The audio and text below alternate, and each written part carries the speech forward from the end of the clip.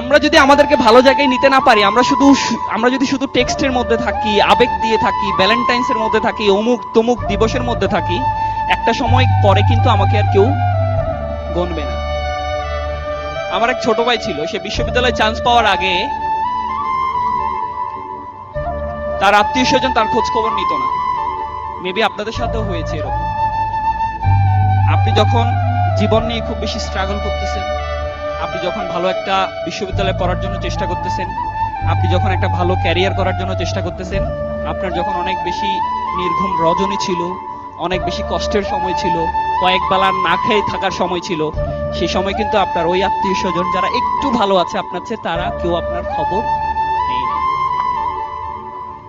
ঠিক আপনি যেদিন থেকে চাকরি পেয়ে গেছেন, আমার ছোট ভাইটা বিশ্ববিদ্যালয়ে চান্স পেয়েছিল, তাকে বলল যে বাবা বাড়ি যাওয়ার আগে আমার কাছে এক বেলা খেয়ে যাবা, কারণ তার একটা সুন্দরী মেয়ে ছিল। চিন্তা করছে এই ছেলেটা যেহেতু ভার্সিটিতে চান্স পাইছে, বের হওয়ার পরে তো সে ভালো একটা জব পাবে, তো এখন এই লাইন গার্ড ঠিক করতে হবে। আমাদের সাথে কিন্তু হয়ে যায়, আমাদের সোসাইটি কিন্তু এমন, আমরা চেঞ্জ করতে পারি নাই। এই জায়গায় আপনার যত ভালো জব, আপনার যত ভালো ক্যারিয়ার, তখন দেখবেন মানুষজন আপনার আশেপাশে ঘুরঘুর করতেছে। বাট আপনার ওই কষ্টের সময় কেউ কিন্তু ছিল না। ছিল কারা জানেন? কারা জানেন?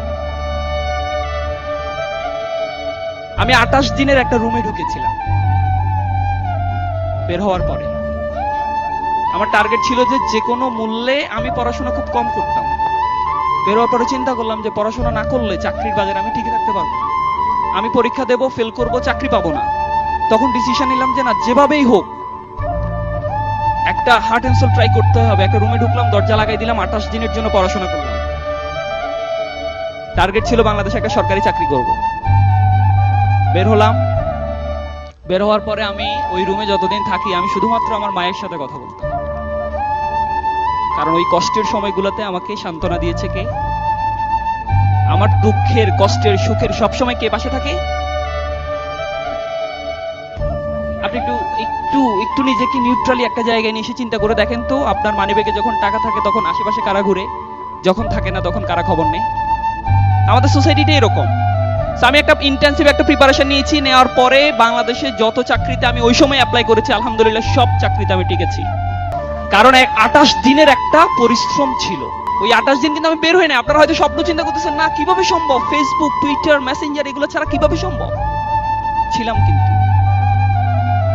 এরকম যারা একটু চিন্তা করে যে না, আমি আমার স্বপ্নটাকে বাস্তবায়ন করতে চাই, করতেই হবে, আপনাকে উপায় নাই।